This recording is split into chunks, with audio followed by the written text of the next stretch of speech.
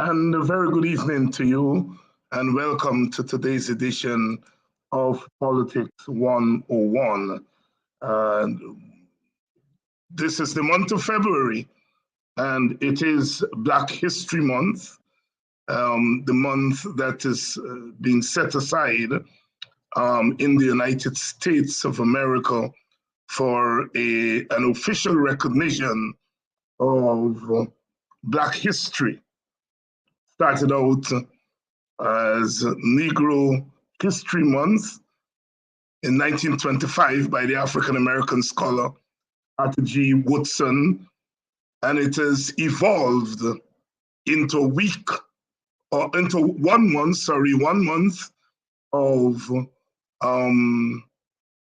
recognition, observation, observing African history, and it is spread. It has spread to other parts of the world. Canada recognizes Black History Month. In the United Kingdom, I think October is set aside for Black History Month. We in Guyana have not had a month that is set aside. We know that August is the Emancipation Month. The 1st of August is Emancipation Day in the English-speaking Caribbean. And some of the groups in Guyana have been holding events throughout the month of August as a kind of emancipation month. But this month, February, although it is African American Black History Month, it's observed in the rest of the African diaspora. And we in Guyana, we take the opportunity to do so. So we are on Politics 101 going to be doing a series of programs on topics related to Black history. And today, of course, we kick that off. So please share the link and the live link, as they say, and let everyone know that Politics 101 is on. The question of Black history in a country like Guyana and celebrating it, remembering it, is always controversial. Controversial not because the subject is controversial, but controversial because we live in a plural society, an ethnically plural society. Other ethnic groups in Guyana, we know our Amerindian brothers and sisters. There's a month that is called Heritage Month that celebrate the contributions of Amerindians, and quite rightly so. We know that we have Indian Arrival Day and Portuguese arrival and Chinese arrival. But it is always difficult to talk about Black history or Black anything in Guyana. Anyone who does so run the risk of being called racist by other groups in the country.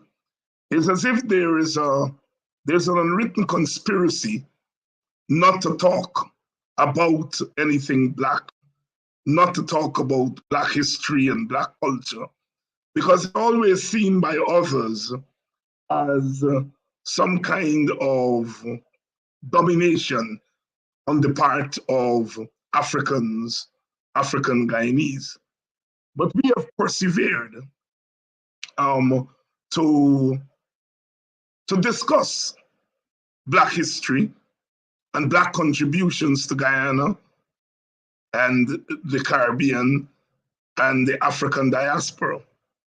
And I argued in my column this past weekend, that Black history is pivotal to our understanding of the history after the Middle Passage. Because what plantation slavery did was to transform the nature of the New World. That out of plantation slavery came the accumulation of European wealth. Out of plantation slavery came the dehumanization of the African. And it was a dehumanization that was not part. It was not part of the time, some of the time, was a total dehumanization. Orlando Patterson, the Jamaican sociologist, referred to what transpired as a result of plantation slavery as social death of the African. Identity gone, connection with culture gone. It was a process of transforming the African into a non-human. And so therefore, one cannot understand the history of these countries, these islands, without understanding African history, the experience of the African. I'm arguing that it is not that the African experience makes the African superior. Far from it. But the African experience is one that has been unique. Every culture, every country has its unique aspects. And Western society, the Americas, the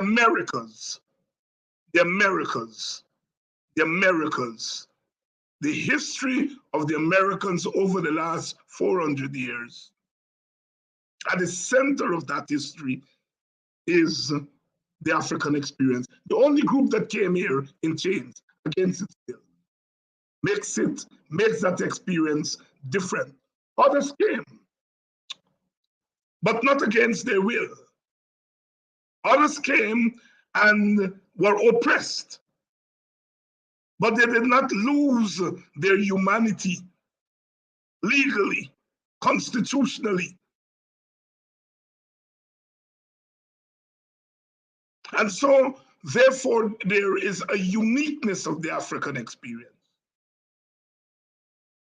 And as we try to move these societies from plantations to nations, we have to collide with that history, because a lot of that history has to be corrected if there's going to be development in these parts of the world.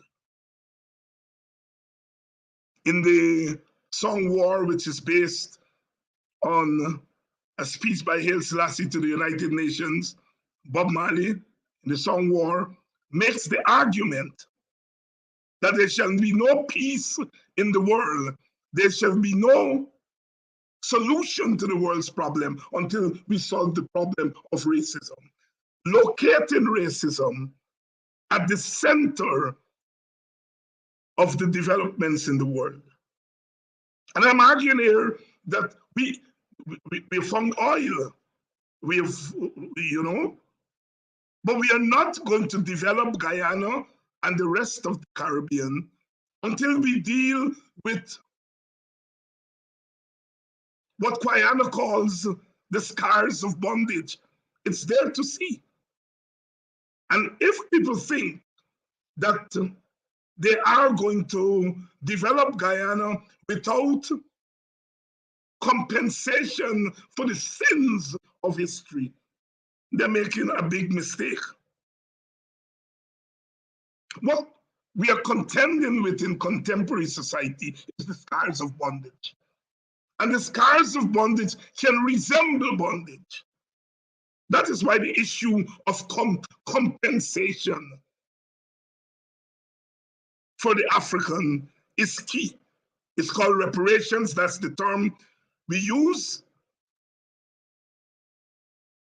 What it means is compensation. Compensation for the centuries in which the African was dehumanized. His labor, her labor, was unpaid. And the legacy of that is the systemic, economic, social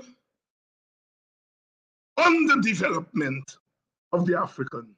And if we're talking about development, we have to contend with underdevelopment. Our own Walter Rodney again, in his classic book, How Europe Underdeveloped Africa, makes the case for the relationship between development and underdevelopment.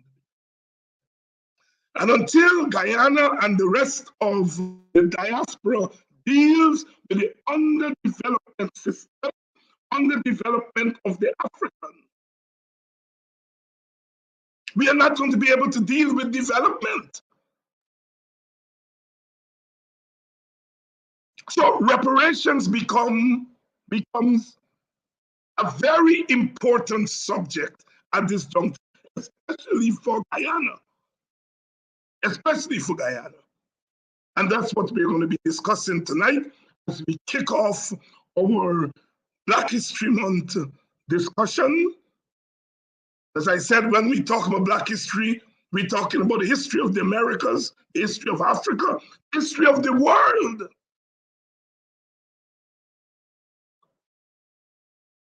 The history of the world. And so we're going to be talking about reparations tonight with Phillips. But before I bring in Mr. Phillips, we are going to introduce our discussion with the artistic expression of our people. That in the process of dehumanization, we created new cultural pathways, new ways of expressing ourselves.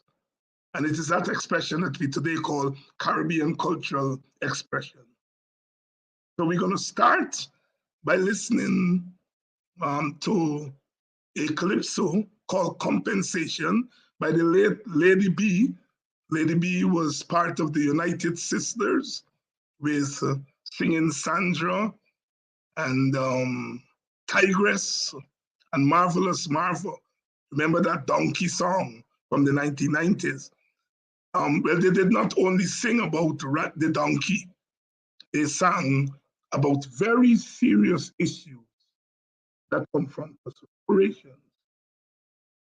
The song's Compensation by Lady B. We're going to take a break, listen to Lady B, and when we come back, I'll begin my discussions with Eric Phillips. Retired in our region, and yet we can't see them perpetrators who created this whole new world. Those whose aim was to fill their coffers with diamonds, rubies, and gold. Hey, I don't want to raise no hornet's nest. It's justice I put into the test. Satmaraj and Kaprock and Bun, all you're talking compensation, but not from them struggling governments are wrong. That's wrong. Tell Europe to pay we back for the centuries of labor. Pay we back for the licks and the torture aid. If the Holocaust victims get, how come them ain't pay we yet?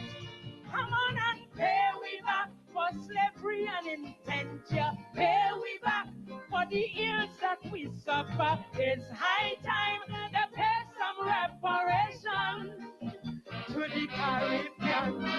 It's high time that they pay some compensation. Thank you. Oh, yeah, yeah.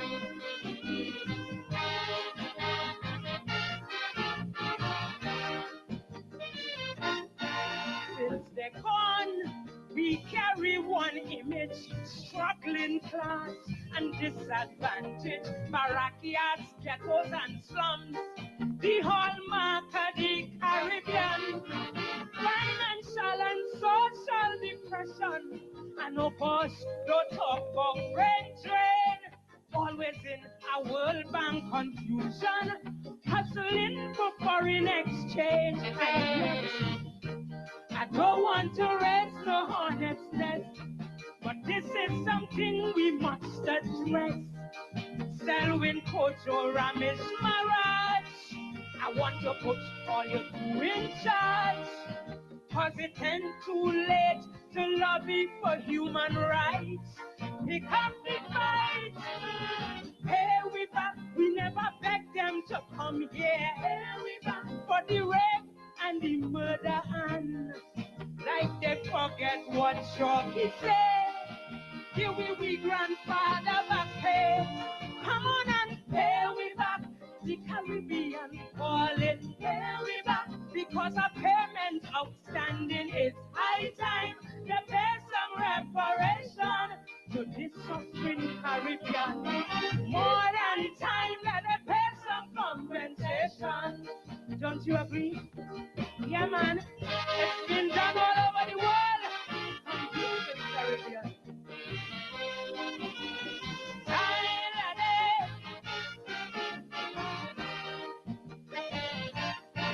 Tell me, how could the Caribbean survive the competition, the harsh economic race? They keep slamming doors in we face. We bananas, beaches, and culture, we forever hustling to sell. Put this on CARICOM agenda and let them know we ain't doing too well. I don't want to raise no hornet's nest, but the Japanese victims get redressed. So about Africans and Asians, victims of colonization, left to languish in this shifting tropical space. Where, come on, here we back, the minority thriving, here we back, but the masses suffering, yes. Checking airports and embassies to escape from their misery. Come on and pay we back for that rough middle casket. Pay we back for the rape and the carnage. It's high time to pay some reparation. Over the Asia, more than time that they pay some compensation.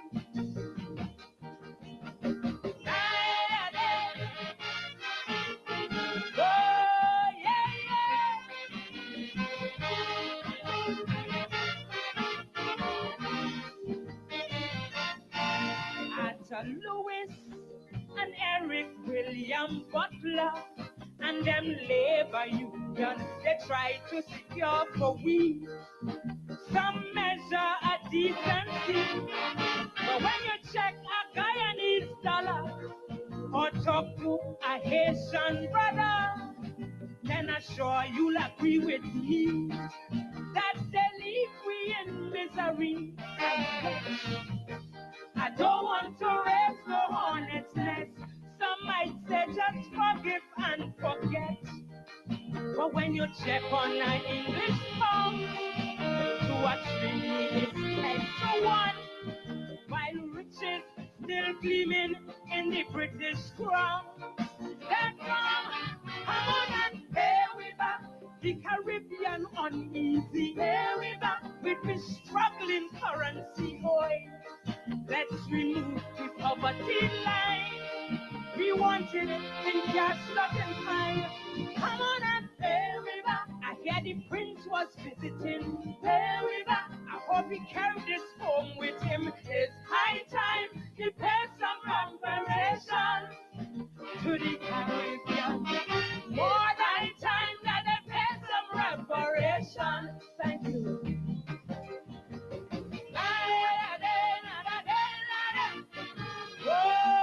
It's high time they pay some reparations. Lady B, they're making the case for reparations for the Caribbean. Very strong case there, making the linkage between our economic condition today and the fact that we were enslaved and not paid any reparations, making the linkage between enslavement and what goes on in the Caribbean today. Very important point. Let us bring in our guest for tonight, Eric Phillips, who is the chairman of the Guyana Reparations Committee. And Eric has been working tirelessly along with our brothers and sisters in the rest of the English-speaking Caribbean and beyond to press for this case of reparation. Eric, welcome. Thank you, David. And your monologue was so appropriate, not only asking or speaking about reparations, but identifying the fact that during Black History Month, we were afraid to speak about ourselves. We were afraid to speak about Black history because of what others would say. And I've never heard that song before. I've heard about 6 other reparations songs. Lady B was so on target. And it also points out today that our message is not being communicated because our artistic community is lost. When we had cricket song with the donkey running and bowling fast and all of this, but it's not in our cultural arena right now. And it's so critical that we have our artists speak and sing and write poetry about reparatory justice, because it's the single most critical thing for the Caribbean today, even though Black folks in the Caribbean don't seem to understand that. We have countries that are fundamentally in debt, one product economies that COVID will destroy, 50% youth unemployment, a lot of retrenchment, and nothing like Guyana with oil. So the Caribbean, with hurricanes and earthquakes and climate change, they're totally at risk. And unless we have reparatory justice, a lot of countries in the Caribbean will disappear. And Caribbean society, as we know it, is at risk. And of course, I made the point there in the beginning, Eric, that I want you to weigh in on. And that is that unless we deal with the question of reparatory justice, economic development is going to be quite elusive in our Caribbean, including our Guyana with oil. Comment on that. Especially in Guyana. I was just on a call with Eddie Grant. You know, he's the patron of the Guyana Reparations Committee. He's also on the Barbados Reparations Committee. And he basically said, listen, Guyana is an engine that has 6 tubes. It's a well-defined engine. But you can't pull an engine can't get its torque and its horsepower if only one of them is working. If we're 6 races, all 6 got to pull together. All 6 have to be equal. And as we look at the generational wealth that was taken away from Africans because we didn't get paid for indentureship, we didn't get paid for slavery. If you look at the assets that have been given to others, 7 oil blocks, 6 to Indians, 1 to a Portuguese. You look at Gaisuco, 11,000 house lots to Indians. We have a habit in this country of denying Africans what they earn or what they deserve and giving it to everyone else. And then everyone else is upset when we ask about ours. It's quite anti-Black, and it's been racist since 1621.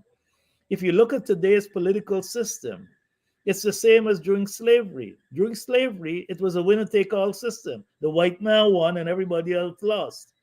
Today, we still have the same white man, Westminster, winner-take-all system. And that's why we're suffering. And that's why Guyana will never develop. We'll never have a just and caring, vibrant, equal society without reparatory justice. The Amerindians have gotten reparatory justice. Indians have gotten reparatory justice. Portuguese have gotten reparatory justice. And just recently again, Gaisuco, they were given monies, 250,000, that you could consider to be reparatory justice because they'd already gotten their payments for being laid off.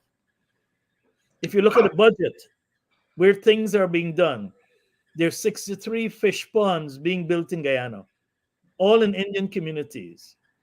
Um, it's this disparity continues, and Africans, because they have not been given the generational wealth, the equal opportunity, have no capital to really participate in this oil economy, which needs technology, capital, human resources, methodologies, and other assets.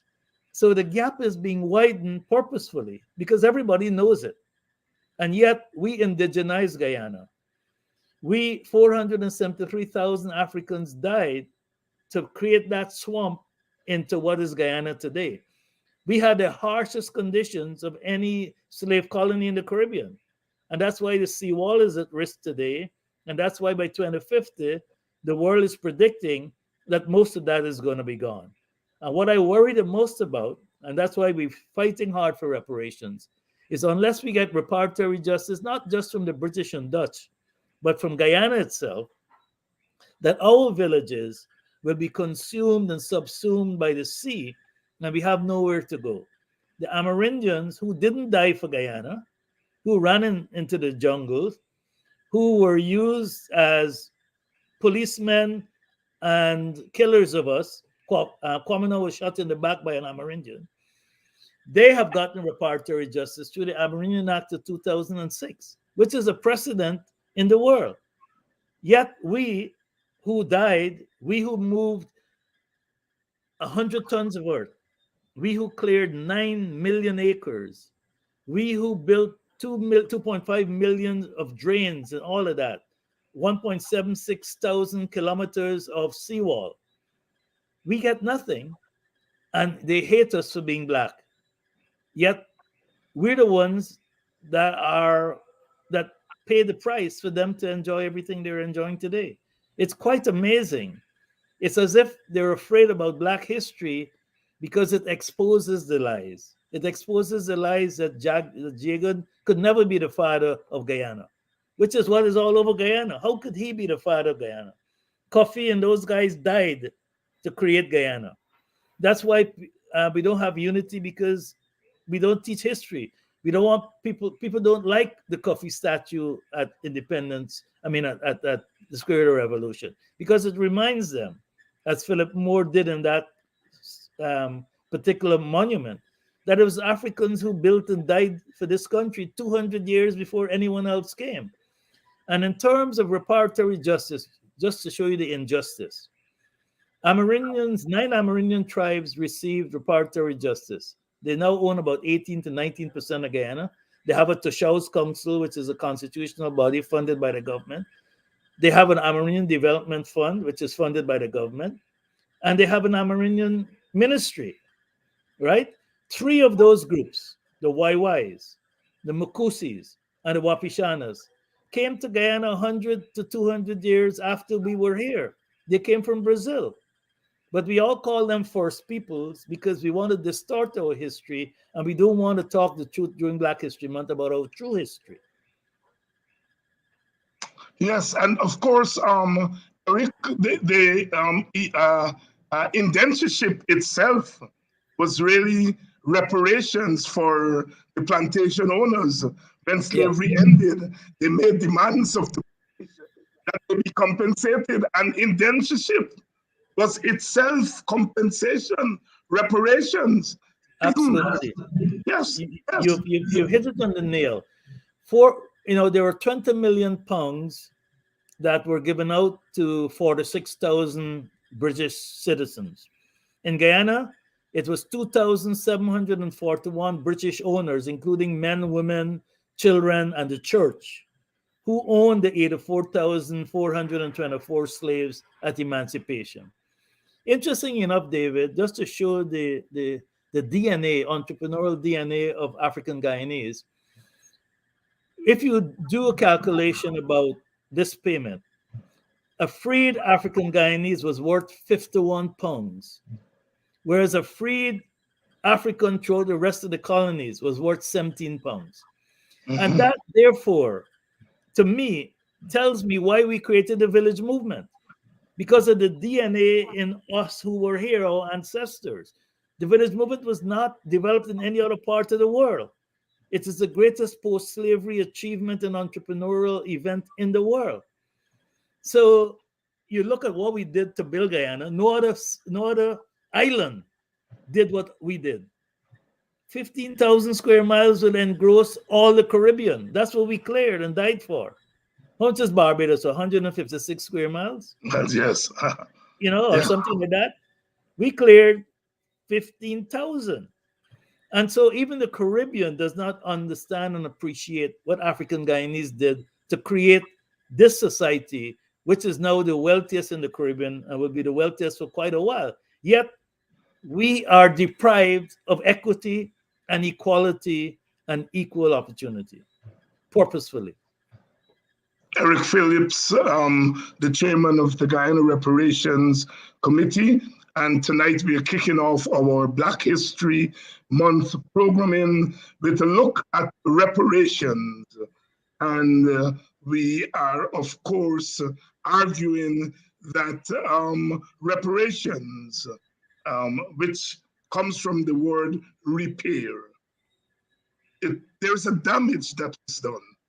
And that damage has to be repaired. And the argument we are making here tonight, Eric and I, is that we are now talking about development in Guyana, at this critical juncture of our history with the finding of oil. And we are saying that we are not going to move on to a developed society if the African is left behind. And if the African is not compensated in a just way, not an unjust way, compensated in a just way, we're not going to be talking about development. Eric, when people hear reparations, they think that we're talking about going to Europe and get some money and come and share it out to Black people. Please explain for us what reparations really mean in its most profound sense. Before I do that, let me add to what you were saying about the word repair. And it's not just financial and economic repair, which is what we're seeking also, but it's self-repair, because slavery generated and was nurtured by racism. So we actually don't like ourselves. We have been taught about this white God. And that in itself is white superiority that makes us feel inferior. The Chinese wakes up to a Chinese God, the Indian to an Indian God, the white man in Europe to a white God. We wake up to or pray to a God that looks like everybody else but ourselves, yet we were here first. We were the first people on earth. So the God, if you need believe the Bible, made in your own image, everybody should be worshiping a black God. But be that aside, the self-repair, the fact that we don't work together, the fact we don't love each other, the fact that we're painting our face white and wearing white people's hair and all sorts of things, that is the dysfunction we've had because of the loss of identity and loss of everything else. But reparations is about repair. Look, 6 million Jews were repaired. They got $100 and something billion to repair themselves. And that was a short period of time compared to the over 200 years of enslavement and the wealth we created for others during that period of time. And yet, the Japanese got reparatory justice. $1.2 billion were given to Japanese in the US. Indians have gotten reparatory justice in the USA. So all over the world, everyone is getting reparatory justice for a crime that is far less than ours. Our crime went on for centuries. As a matter of fact, we forget the Arab slave trade, which went on for 11 centuries. We've forgotten that. So Africa was depopulated for almost 13 centuries. And yet you complain about Africa is underdeveloped. If you take the brightest people, the strongest people out of your nation, You expect them to develop? We have a similar problem. We're number one in the world for losing our tertiary graduates. How many brilliant Guyanese are all over the world? If they were here, Guyana would not be in this state.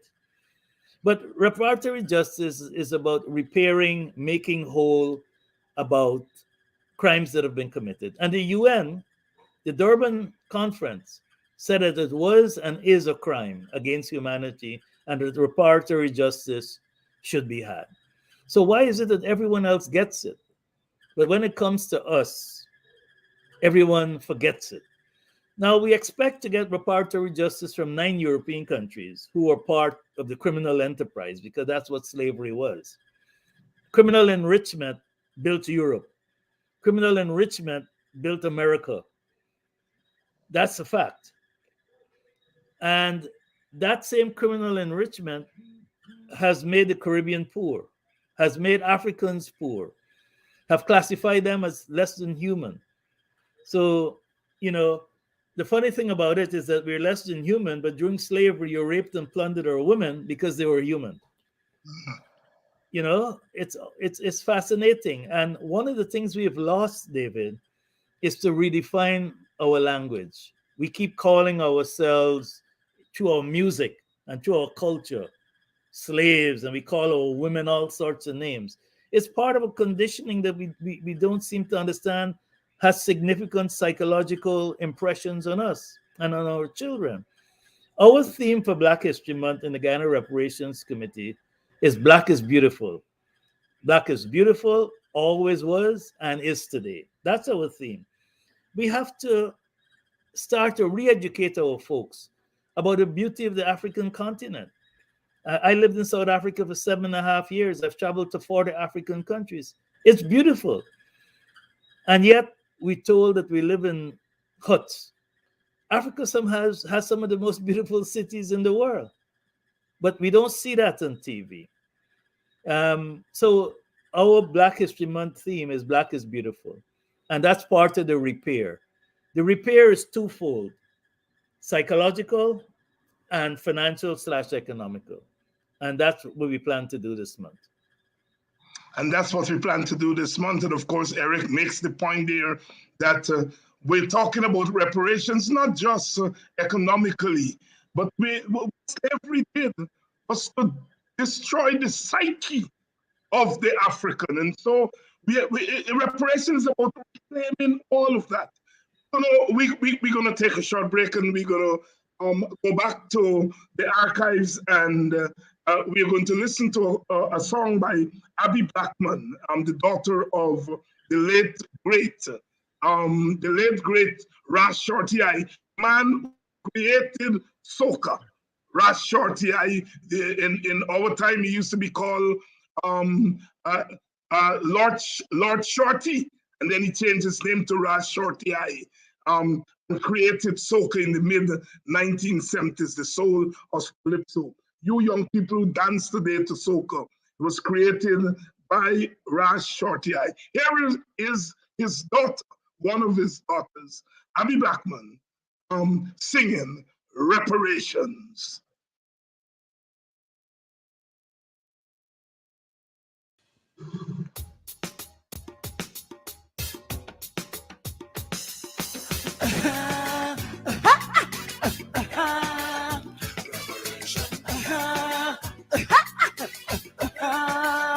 Reparation.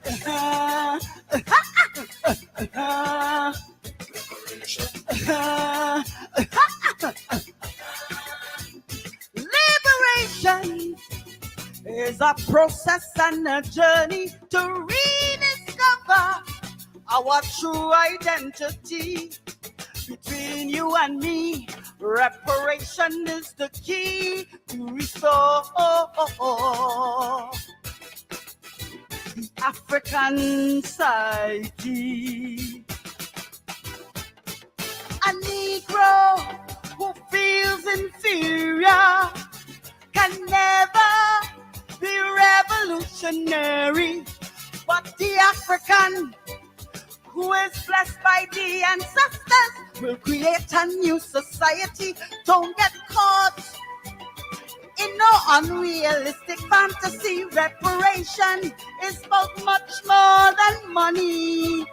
Reparation is the repair of the African psyche. Hey, hey, wake up, African, rise up, cause we need reparation. Rise up, African, stand up and demand reparation indeed.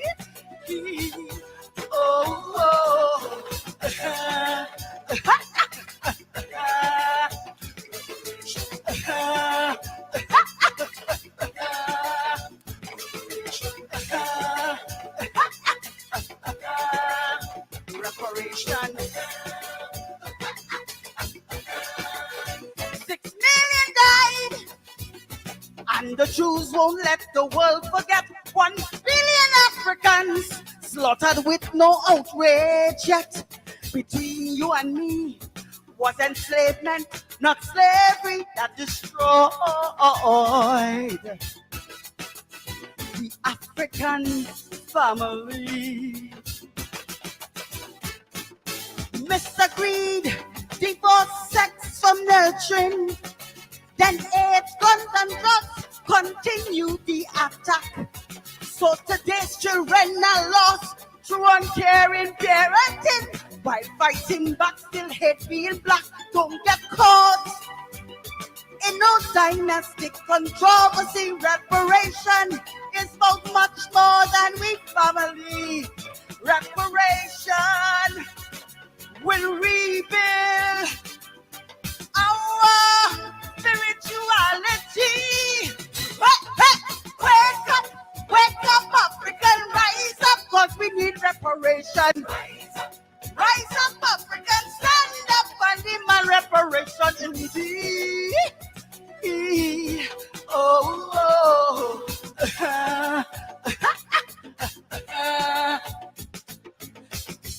said in crying, you know what, the system must take reality in reparation.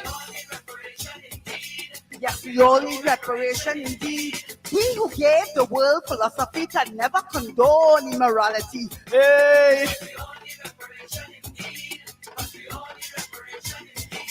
One consciousness, one goal for Africans throughout the world. Yeah, but we all need reparation indeed. We all need reparation indeed. A reparation, not greed, is what the African need. Reparation, not greed, is what the African need. Before Africans can collectively move on, we all have plenty individual work to be done. Between you and me, quickly pay back the money as a long-term consultancy fee. Now I reconnect with my ancestors. Majuba, I reclaim my heritage. Then I reaffirm my genetic architecture. It is me who build the pyramids. Don't get caught in no globalization trickery. Back to Africa goes far beyond geography. Reparation is a reflection of social integrity. Hey, hey. Wake up, African, rise up, cause we need reparation. Rise up, African, stand up. Oh, oh, oh.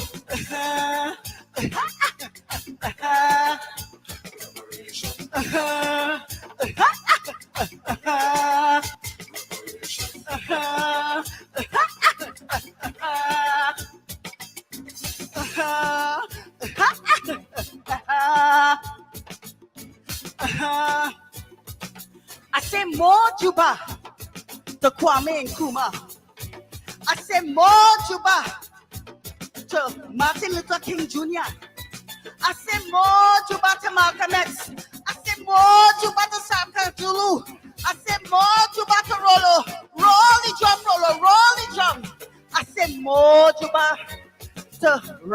Shorty I say more Juba to Bob Marley. I say more Juba to Andre Tanka. I say more Juba to Barry McBuddy. I say more Juba to Makanda Zaga. I say more Juba to all those who fought in the struggle in the 70s. More Juba. I say King Kamashe to Capra Common. I say King Kamashe to Ella Andel. I say King Kamashe to N2 Springer. Wake up, African, rise up, cause we need reparation. Rise up, stand up. I need my reparation indeed.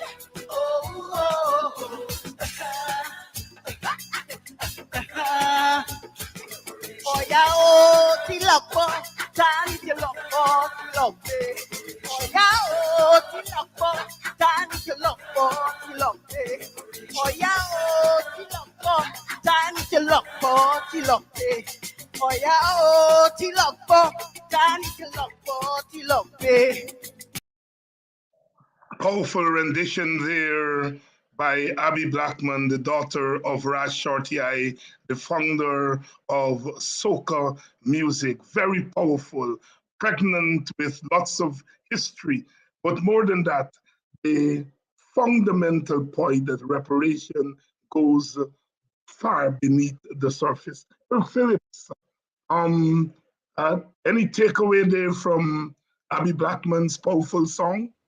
It was brilliant. It spoke about spirituality, recovering our identity, our genetic architecture, because we built this and that.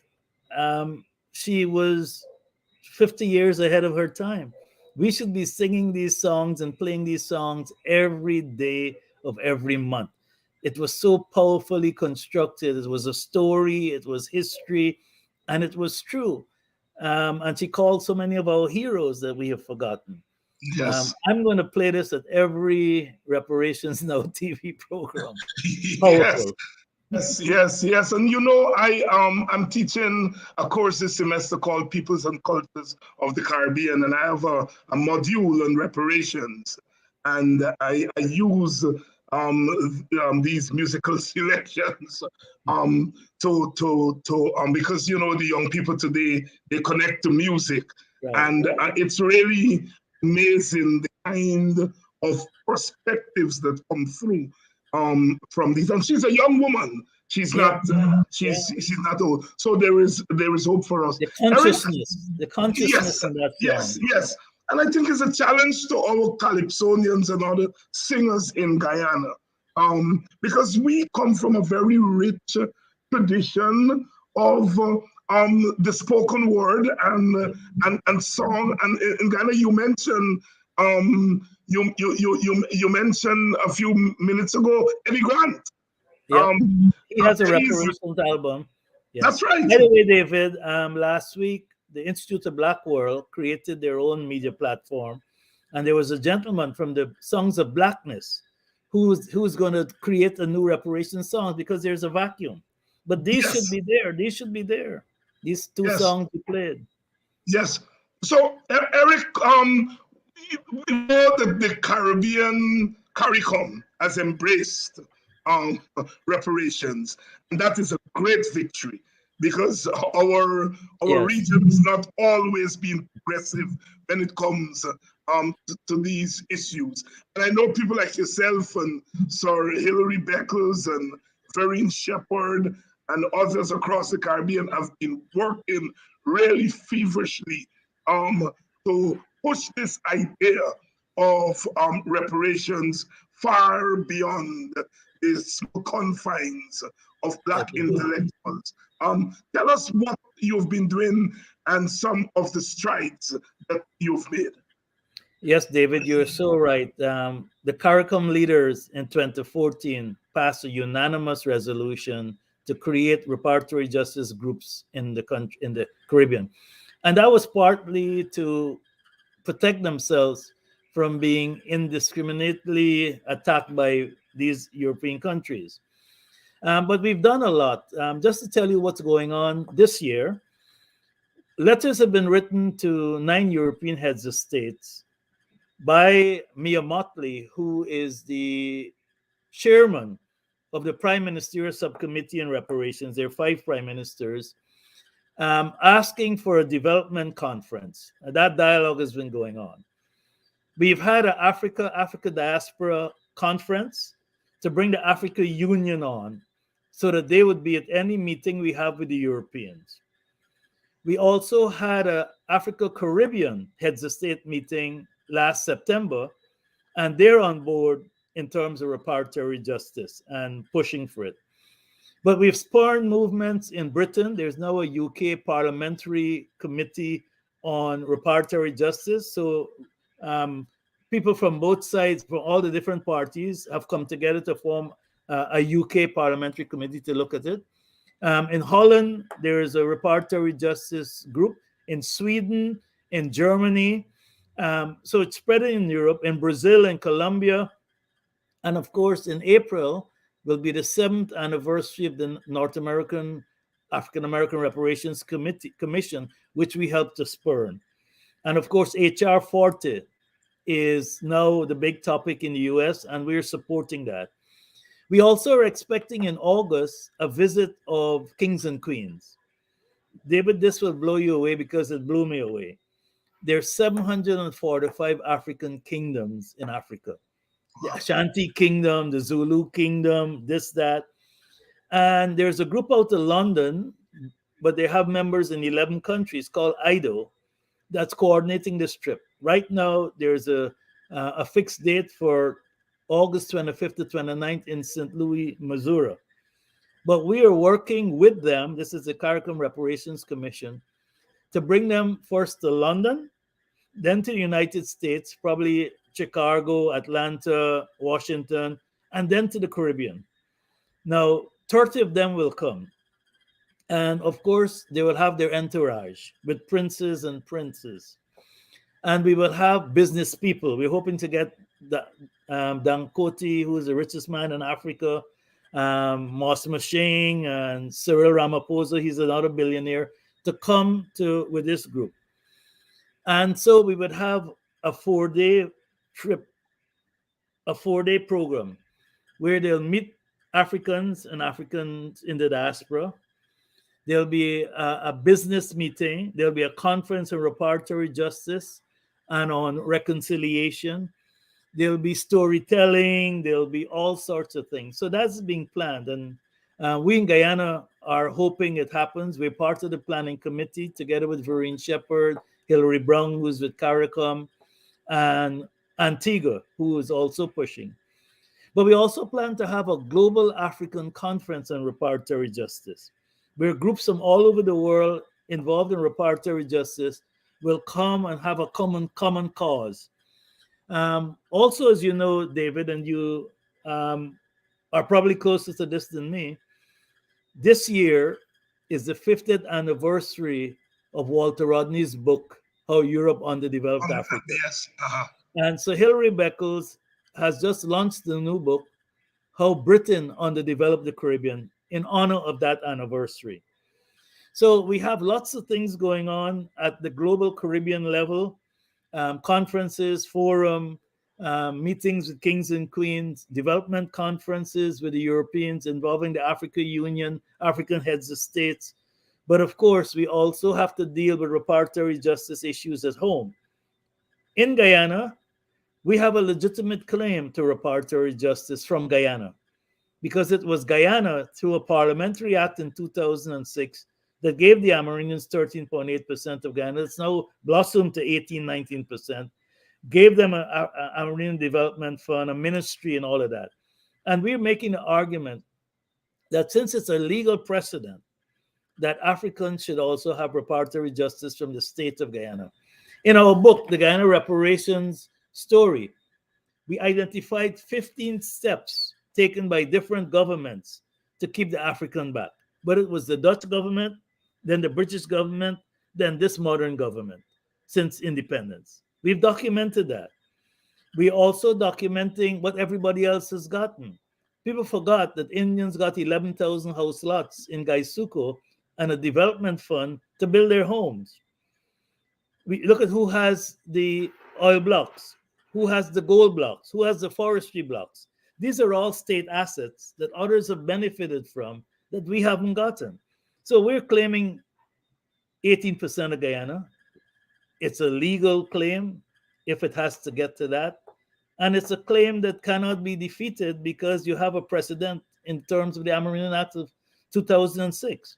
So we're working on both levels. Of course, the anti-blackness in Guyana makes it very difficult because if you wanted a just and caring society, if you wanted to really develop Guyana on 6 cylinders in that engine, you wouldn't just be promoting one cylinder or one race.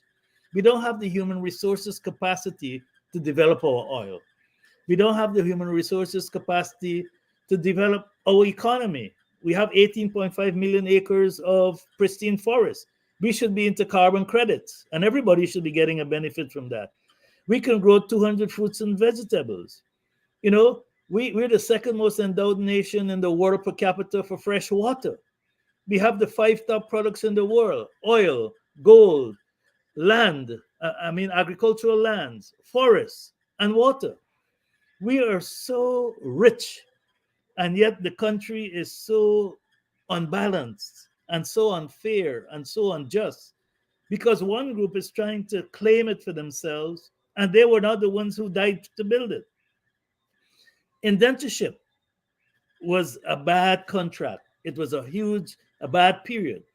But how many Indians died during indentureship?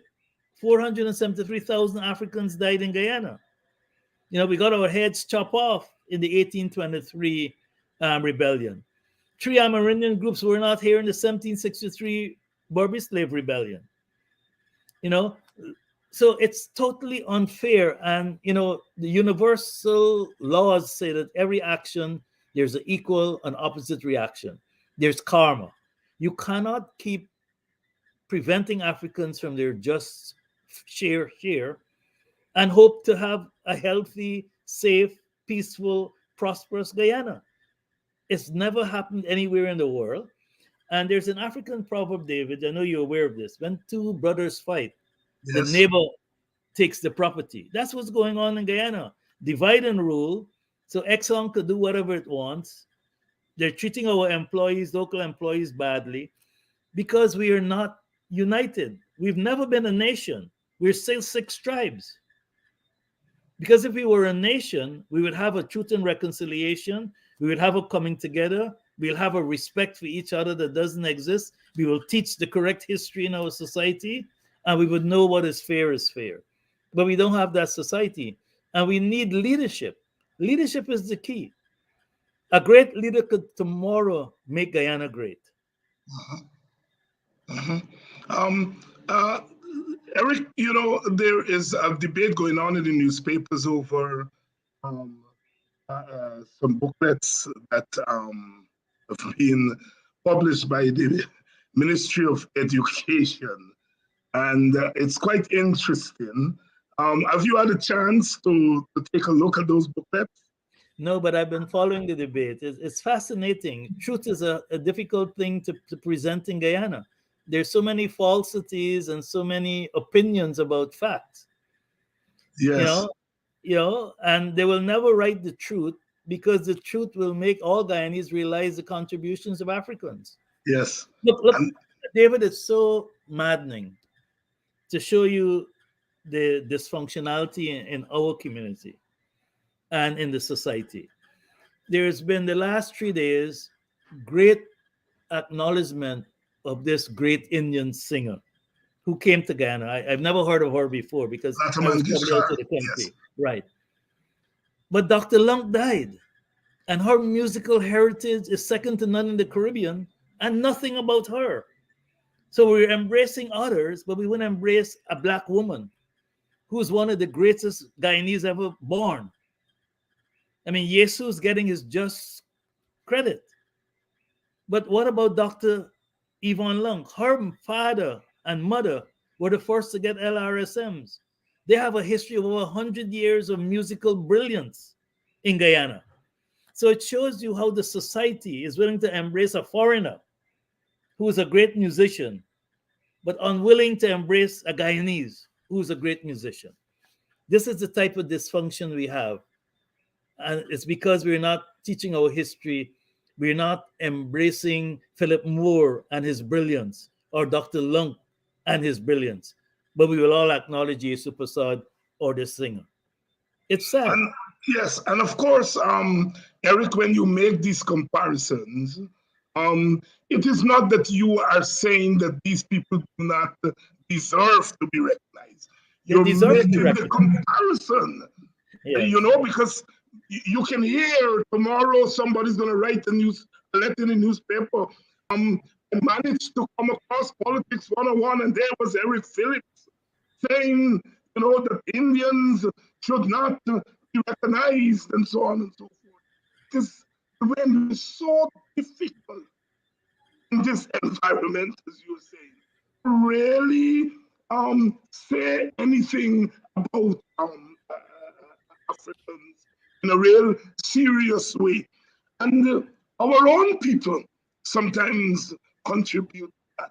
What can we, as African people, we talk about the role of the African artist in Precisely. pushing something like reparations? What else can the Black community do in Guyana to push this issue of reparations to the center of what? Because we're talking here about a deficit. It's Not about life just and death, David. Reparations in Guyana is about life and death.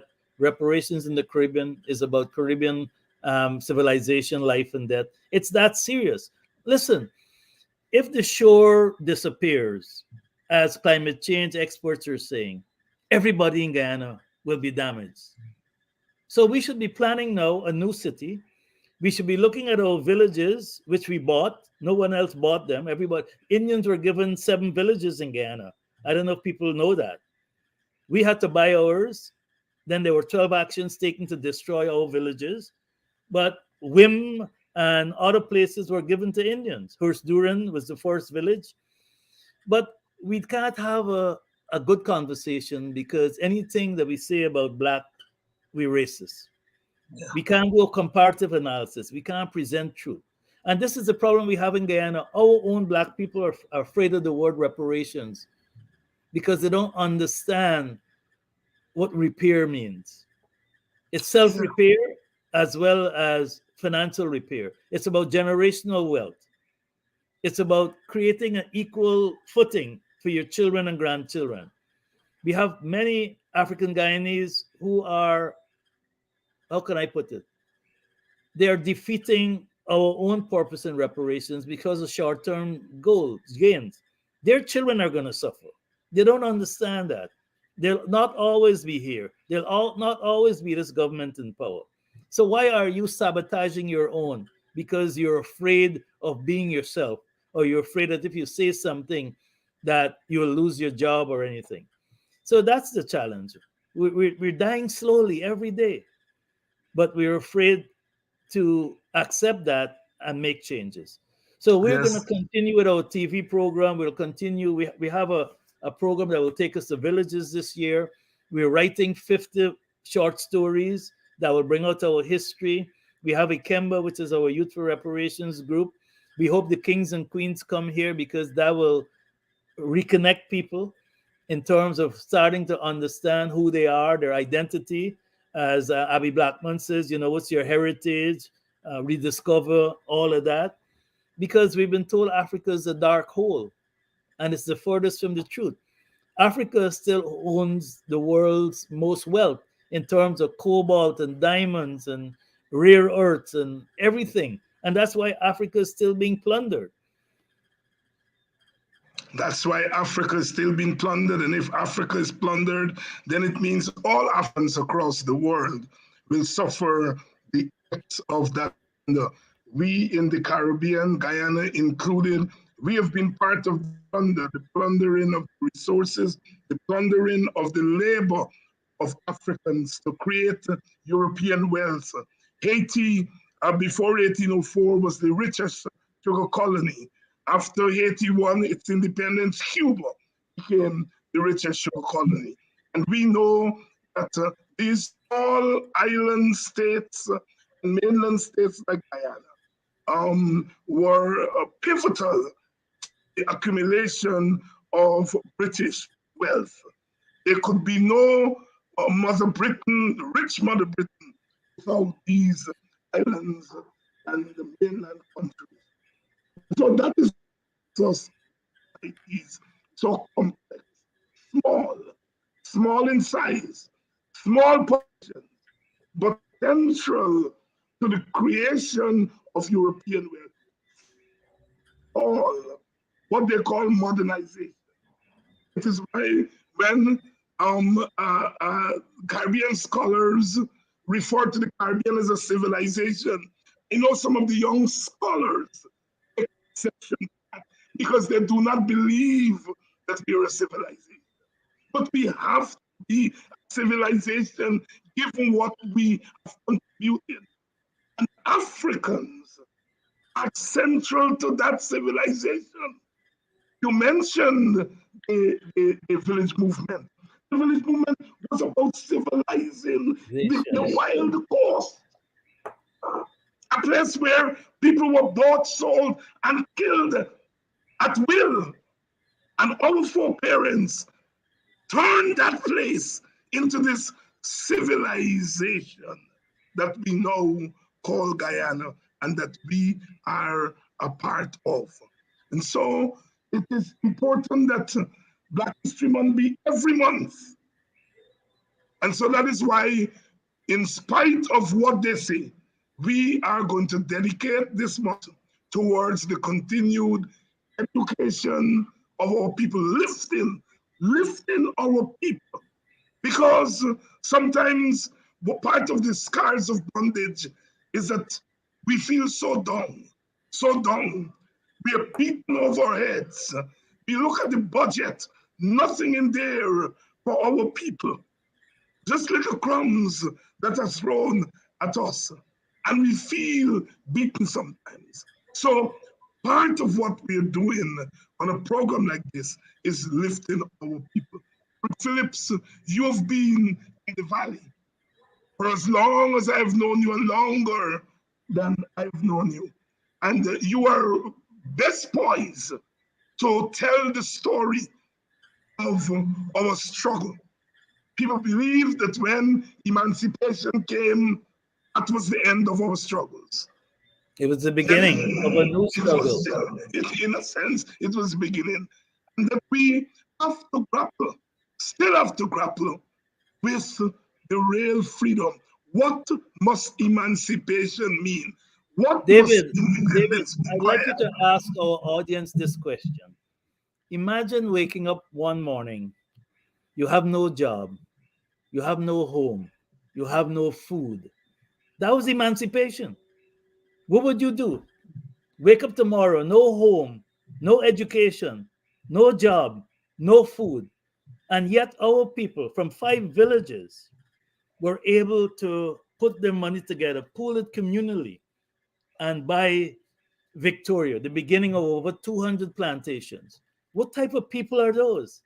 That's the type of DNA you come from. But we need to understand that the day after emancipation, we had our freedom, but we still had apprenticeship. And we were still entrapped in a winner-take-all system that dehumanized us. And another thing people don't understand about history, and people get upset when I say this, had our ancestors been treated correctly, there would have been no indentureship. And Guyana at independence, the oil and everything else would be owned by Amerindians and Africans. And yet today, those are the 2 groups that get the least. Can you imagine that? The irony of history. The irony of history. And of course, our East Indian brothers and sisters came here and they made their contribution. Absolutely. And they had hardships. That's right. Of course, because indentureship was not a piece of cake. But to compare indentureship with slavery is to really distort history in a way that is an insult, not just to Africans, but an insult to Indians themselves, because you are putting them in a position in which they have to live a historical lie. and that is not a good place to be. David, let me share Yeah. something with you because this is Black History Month. Do we know that on the 5th of December 1919, Britain offered Guyana to India as a colony? And that discussion went on for a decade. And that was during the formative years of Cheddi Jagan. And let me read from this book here because we've written about it, the British Guyana Colonization Scheme. This is what was being said by Loku. Yes, the Loku family who is prominent today and others. We would then have hundreds of prosperous villages and thousands of square miles of flourishing crops springing up from the fertile soil of the colony. And by the exploitation of the gold, diamond, aluminium, and other mineral and forest wealth of British Guyana, the 3-century-old dream of Sir Walter Raleigh regarding our magnificent province, the fabled El Dorado, would be realized by India. There you have This it. is in our archives, the East Indian Colonization Scheme. That's why history is not taught. You know, and David, here's another thing we found in the Reparations Committee.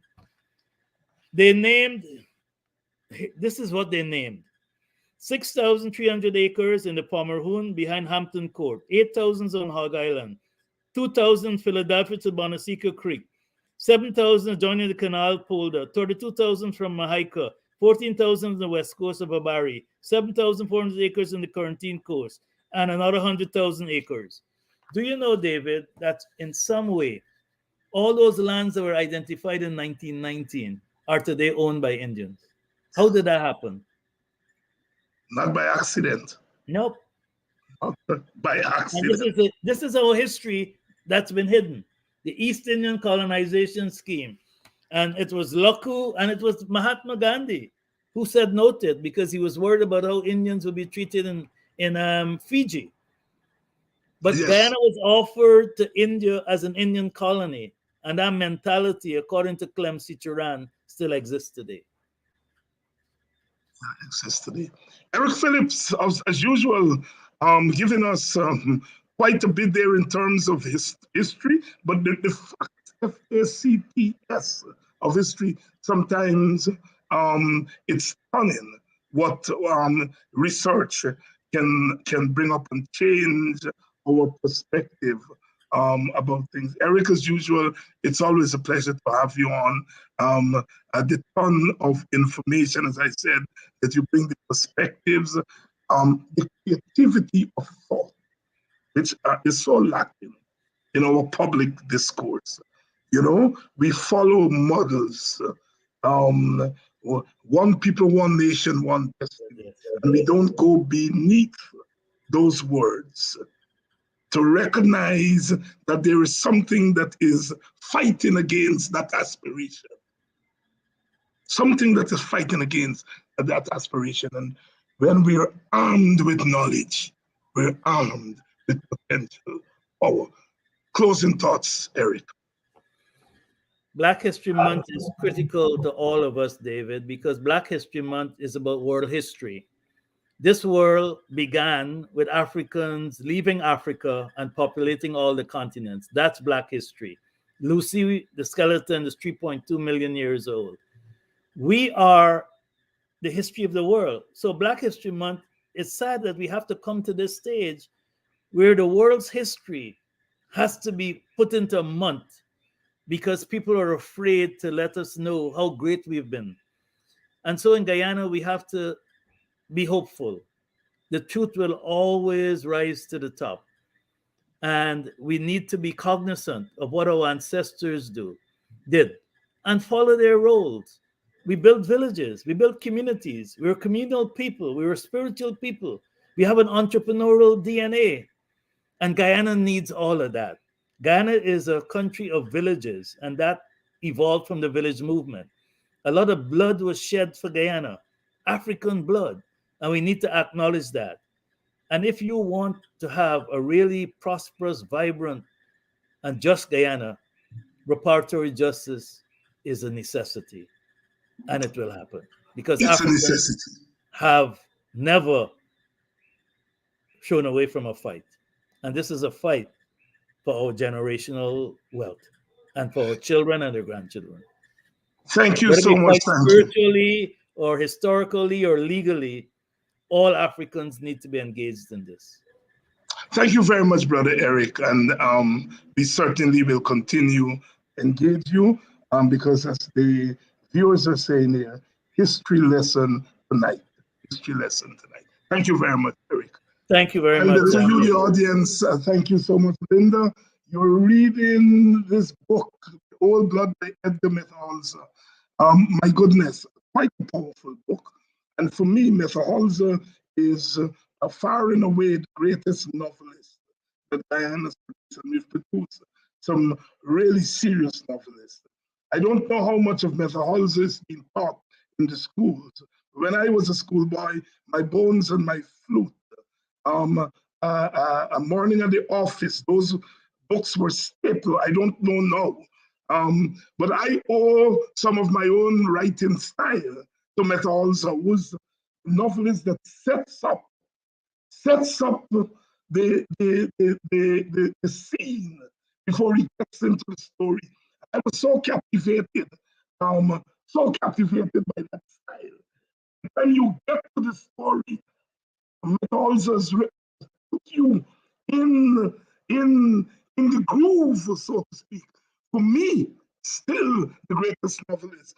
When I was a boy in Buxton, we had the Methalza drama group. We used to hold concerts in Buxton and along the East Coast.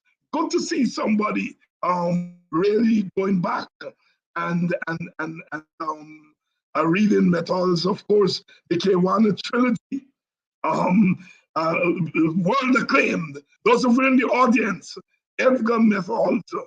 If you have time and you like reading, go back to reading that man. Thanks, Linda. Tomorrow night, we continue. We're going to have the state of African Chinese. Our own Vincent Alexander, the chairman of VIPADA, Ollie Sampson, the chief executive officer of VIPADA G. They're going to be on tomorrow night to tell us what is the state of African Guyanese. Black History Month series continues right here on Politics 101. Thank you all, love you all, and as the Guyana Reparations Committee says, Black is beautiful. It is not that others are ugly, but we are beautiful. We are beautiful. And we have to say we are beautiful because sometime, somewhere, somebody spread the lie that Black is ugly. And so when we say Black is beautiful, it is pregnant with the reclamation of our humanity and our identity. Good night.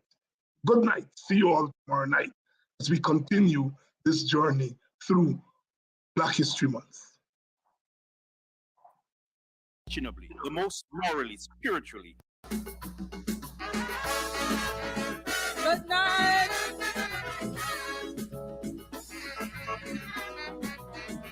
We want it now.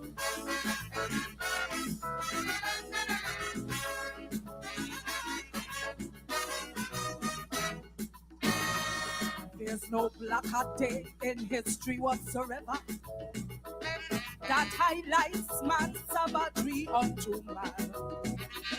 What brutality has heaped on our ancestors by the Europeans is why we must take a stand. They wreck the psyche of Caribbean society.